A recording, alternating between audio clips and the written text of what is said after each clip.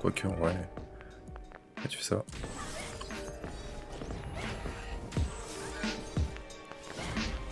Là, le problème, c'est que je vais prendre vraiment tarif. Oh putain, je tombe le CC. Je suis à combien de CC? Ah oui, 40%.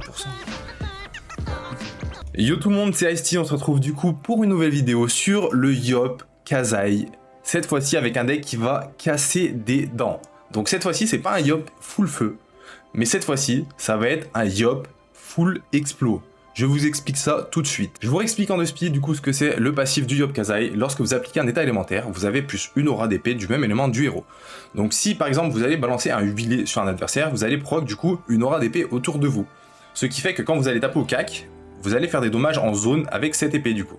On passe du coup aux compétences. En première compétence, nous allons prendre l'attaque Kazai qui combat très bien avec du coup notre brassard qui applique huilé. Pourquoi? Parce que quand vous appliquez un état élémentaire, vous allez le consommer pour déclencher une attaque supplémentaire infligeant 50% de dégâts. Donc imaginons, je tape au cac, je tape du sang, je vais du coup taper du sang, plus l'aura d'épée, plus du 50, plus l'aura d'épée. Du coup, en deuxième compétence, nous allons prendre l'explosion Kazai. Donc là, lorsque vous appliquez un état, vous allez infliger 50% de l'attaque de votre héros autour de vous. Donc en gros, là ce que vous allez faire avec les deux compétences, en gros vous allez taper une fois, imaginons sur du 100 de dommage.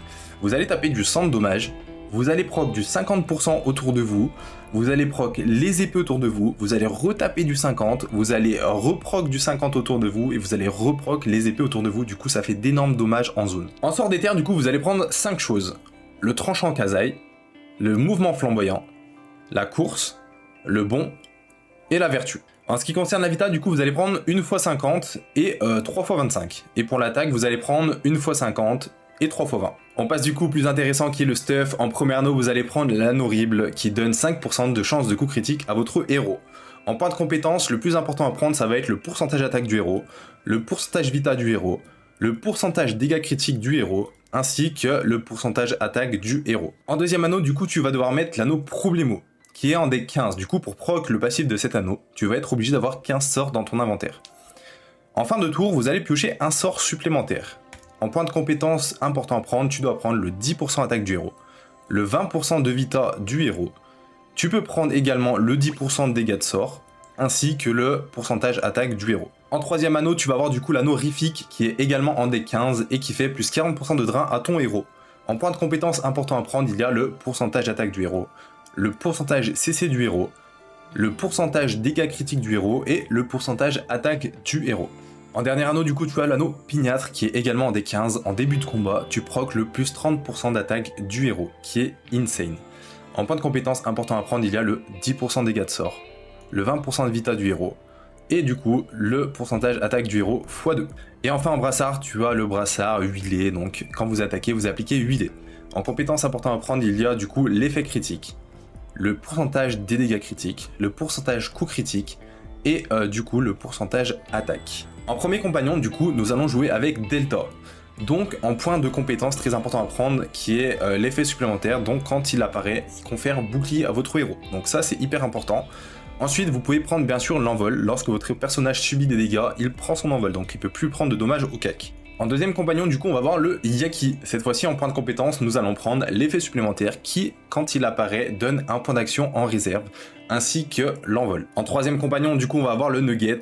Et le Nugget, en point de compétence, on va prendre l'envol. Et enfin, en dernier compagnon, nous allons prendre l'alchimiste armuré, qui fait que quand elle apparaît, elle confère bouclier à ton héros. En point de compétence important à prendre, il y a du coup le critique, qui fait gagner un bouclier du coup à votre compagnon, ainsi que le pourcentage CC du personnage. En ce qui concerne les sorts, vous allez jouer avec tous les sorts qui appliquent des états élémentaires, que ça soit huilé, que ça soit boueux, que ça soit éventé ou bien mouillé. Dans les compétences, le plus important à prendre en premier, ça va être les pourcentages dégâts du sort. En deuxième, ça va être les pourcentages CC du sort. Et en troisième, ça sera du coup les effets critiques du sort. On en a fini avec la partie technique du build. Là, je vais vous laisser avec un gameplay. Mais juste avant, les gars, faites péter la barre des pouces bleus. Un maximum de likes, d'abonnements et de commentaires. Ça montre que vous êtes derrière moi. Ça me fait extrêmement plaisir. Et allez, je vous laisse avec la partie des Thor au level 100. Bon visionnage.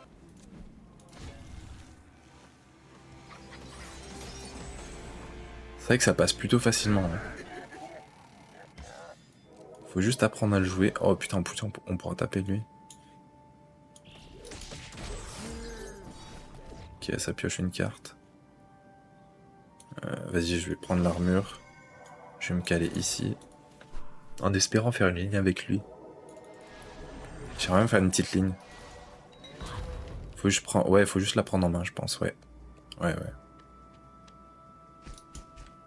Oh, nickel. Oh, parfait.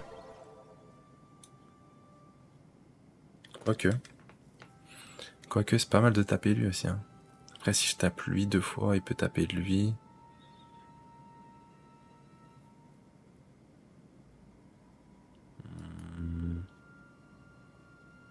Après, là, j'en tape quand même 3 en vrai. En vrai, si je tape là, j'en tape quand même 3. Ok. Donc, faudrait que je vise le terre si possible. Oh, il fait mal ce sort. Hein. Comme ça, au moins, j'ai le shield. Je vais le mettre ici. Hop. Ouais, en vrai, là j'ai le shield, je suis bien. Il m'a pas tapé. Voilà, il me protège de lui en plus.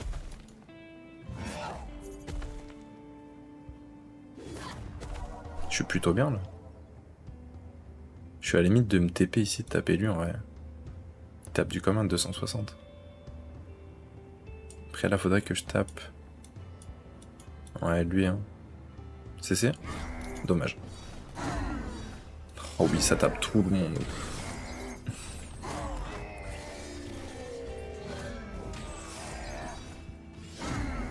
C'est ça que c'est OP à jouer, hein.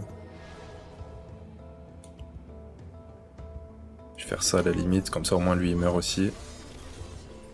Comme ça là je peux invoquer un piou de feu. Je tape une fois lui, comme ça il tape lui. Voilà. Le piou qui fait pop du 260.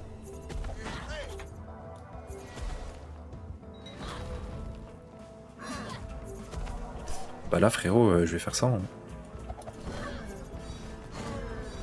Oh là là. Oh, il va prendre tarif lui. Hein.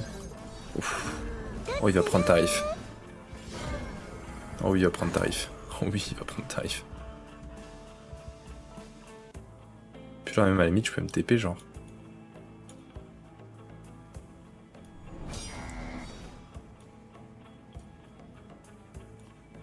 Là j'ai quand même.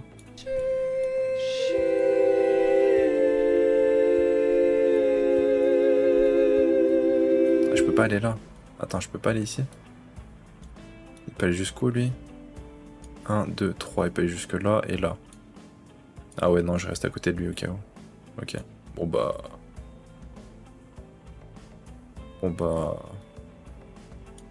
Ouais, si, attends, si je me TP là, c'est peut-être pas mal, ouais. J'aurais peut-être dû faire ça avant, je suis bête. Parce que du coup, il va s'aligner, je pense. Je pense qu'il va s'aligner. Yo yo yo à ceux qui viennent d'arriver.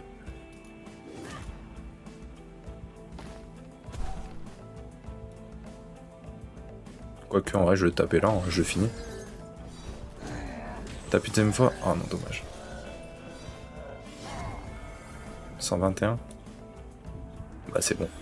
Ok GG, level 100 du coup des torts. Oh putain oui ça passe aise hein.